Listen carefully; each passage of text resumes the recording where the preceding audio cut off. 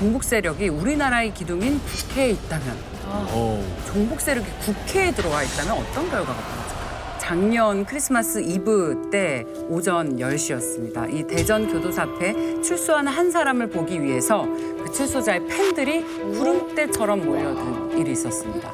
구름대요?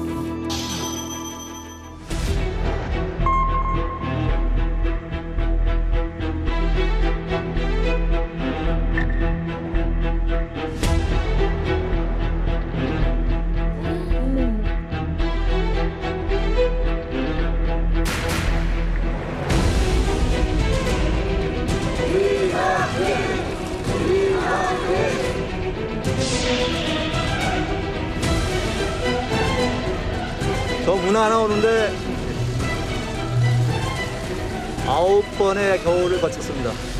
말 몇 마디로 오랫동안 감옥을 가두는 이런 야만적인 정치적인 행태는 다시는 없애야 합니다.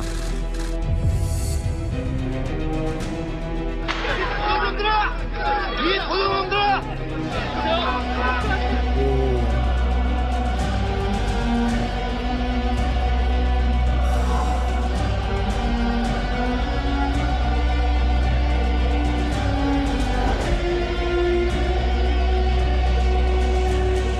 (2021년 12월 24일) 오전 10시 이 대전 교도소에서 가석방된 이석기 전 의원인데요. 8년 3개월 만에 풀려난 그의 혐의는 내란 선동 그리고 국가보안법 위반 혐의였습니다. 사실 이 사건 제가 주무 취재 기자였습니다.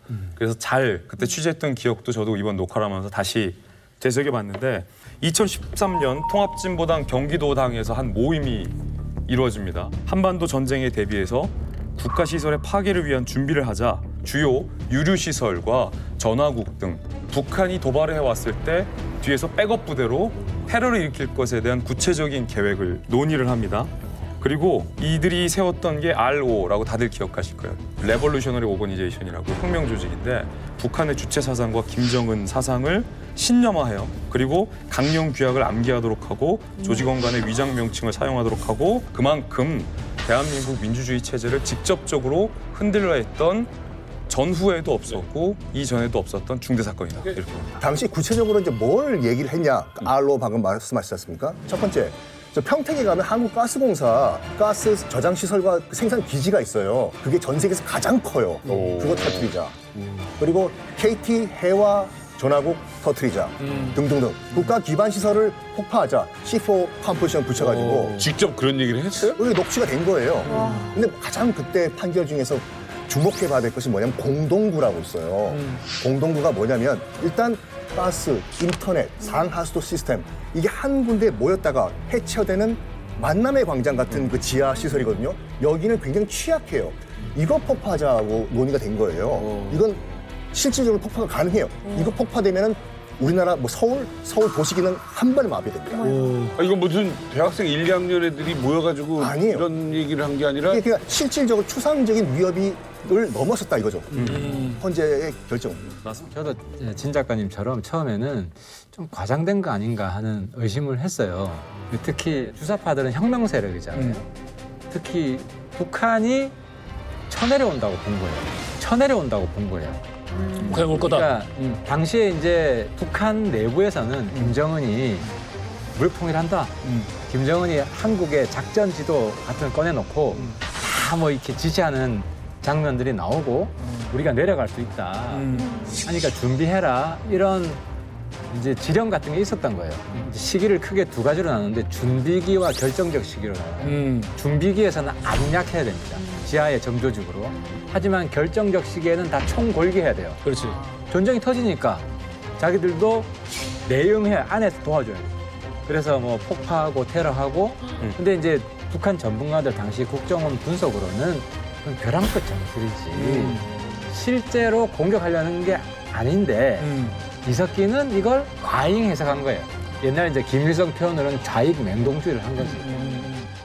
우리가 이제 북한에 대해서 알려질 만한 건 이렇게 많이 오픈되고 알려진 상황인데 또 그렇다고 생각을 했는데도 불구하고 여전히 이렇게 좀 무분별하게 추종하는 사람들이 남아있는 이유는 과연 무엇일까? 또 옹호하는 것을 넘어서서 찬양하는 사람들은 왜 있는 것일까라는 의문을 갖게 되는데요. 원인이 뭔지 여러분들 어떻게 생각하십니까? 그러니까 우리나라뿐만 아니라 이제 전 세계 좌파들이 왜 좌파적인 사고에 열광하나라는 책이 있어요. 심리적으로 분석한 왜 그런 책이요. 거예요? 첫 번째가 뭐냐면 자본주의 사회는 근본적으로 문제가 있다라는 걸 깔고 들어가요. 그리고 두 번째는 뭐냐면 이상향, 유토피아가 어딘가에 분명히 있다라고 믿어요. 종교적인. 그리고 이런 문제를 일거에 해소를 시켜줄 위대한 지도자가 분명히 있다. 그러니까 이게 우파좌파를 떠나가지고 이게 늘 문제야. 이게 문제야. 모든 문제를 일거에 해소해줄 방아쇠는 세상에 존재하지 없어요. 않아요. 없어요. 그런 게 어디 있어? 그러다 보니까 문제가 뭐가 발생하냐면 이 사람 위대한 지도자가 이런 모든 문제를 일거에 해소를 해주기 위해서는 무오류여야 돼요. 그러니까 무솔리니 같은 애가 나오는 거야. 무오류여야 돼. 히틀러 같은 애가 근데 나오는 그렇게 되면 내로남불이 돼버려요. 그러니까 그 책에서 이제 우리나라 상황을 적용한 건 뭐냐면은 뭐 예를 들어 가지고 유엔 남북 동시 가입 같은 경우에는 예전에 90년대 초 이전만 하더라도 유엔에 남북이 동시에 가입하면 분단이 고착화된다. 절대로 안 된다라고 주장하던 이런 뭐 이른바 진보 세력이 유엔에 갑자기 남북이 동시 가입하니까 아무 소리를 안 해요. 그러니까 자기 스스로 이 무오류의 오류에 빠지게 된다니까. 근데 이제 그런 잔재들이 남아있고 아직까지 남아있는 사람들 머릿속에는 뭐가 자기의 행위를 정당화하냐면 한국은 독립국이 아니라는 거예요. 미군이 있고 여전히 독립되지 못했다. 북한은 이제 못 사는 건 알아. 못 살고 또 인권 탄압도 있고 하지만 저기는 그래도 자주 독립국이다. 그래서 북한의 현재는 어렵지만 미래는 잘 되게 할 수 있다. 그러니까 약간 독립지사적 마인드가 있어요. 그렇지. 그래서 여전히 미군 철수하고 김정은은 독립국의 지도자고 우리나라 대통령은 식민지의 총독 같은 그런 존재인 거예요. 그게 자기를 여전히 정당화시켜주는 거예요. 요 지금 하태경 의원께서 정확하게 짚어주신 게 2000년대 초중반에 종북하는 사람들의 심리입니다. 우리가 아까 90년대는 반군사 독재, 그다음에 2000년대 초반에는 효순이 미선이 사건, 소고기 그때 반미 확 이런 것 지금 이 미국에 우리가 종속이 아니냐. 지금 2020년대를 넘어섰잖아요. 지금은 제 판단에는 이런 자생적인 종북은 많이 줄어들었다. 다만 아까 말했듯이 이 반대급부로 이쪽이 줄어드니까 자생적 종북, 애초에 90년대 옛날 같은 이 북한에서 지령을 받거나 북한에 의해서 포섭받은 뭐 충북 간첩단이나 아니면 군 내에서 간첩에 포섭된 분이라든지 이렇게 북한에 직간접적으로 포섭을 당하는 사람들이 종속적 종북이 좀 늘고 있다. 제 감은. 늘고 있다는 데는 동의하지 봐야 될 않고요. 것 과거보다 훨씬 더 줄어들었고. 그러니까 예를 들어 가지고 간첩이 있는 거는 우리도 그쪽에 휴민트가 있듯이 그러니까 독일 같은 경우에는 이제 빌리 브란트 수상의 예. 비서가 간첩이었거든요. 그런 경우도 있었단 말이죠. 그래서 그런 거를 가지고 자꾸 이렇게 불안감, 공포감 조장을 하게 되면 사회가 굉장히 뭐랄까 경색돼 버리거든요. 그러면서 이념 깡패들이 이제 그 타인들의 인권을 갖다 유린하는 걸 조장하게 된다는 겁니다. 그러니까 솔직히 말하면 지금 뭐냐면 여태까지 젊은 시절부터 자기 삶의 목표를 그렇게 설정한 거야. 자기 정체성을 그렇게 하고 내 삶의 의미가 거기 있어 라고 했던 사람들이 이제 와가지고 바꿀 수가 없잖아. 그래서 자기들끼리 모여서 일종의 신앙촌 현상이에요. 그러니까 자기들끼리 모여가지고 자기들끼리 신념을 갖다 공유해주는 그러면서 사회로부터 고립되고 격리되는 이런 현상 그게 나타나고 있다고 볼 수 있는 마치 거죠. 너튜브 같은 데서 내가 관심 있는 콘텐츠만 계속해서 보면서 확증 편향을 늘러가는 것처럼 똑같은 현상. 그러니까 말이 안 통할 겁니다. 예를 들어가지고 내가 이제 얘기를 해봤거든요. 야, 근데 뭐 저기 사람들 북한에서 말이야 배고파가지고 하다가 압록강에 빠져 죽는 사람들이 많더라. 그랬더니 한다는 얘기 뭔지 알아요? 남한에서도 여름에 익사 사고 나잖아. 거기서 그게 왜 나와? 그러니까 그다음에 북한에서 사람들이 지금 아사하고 있대 그랬더니 얼마 전에 남한에서 있었잖아. 여기 무슨 뭐 공부방에서 굶어 죽은 사람.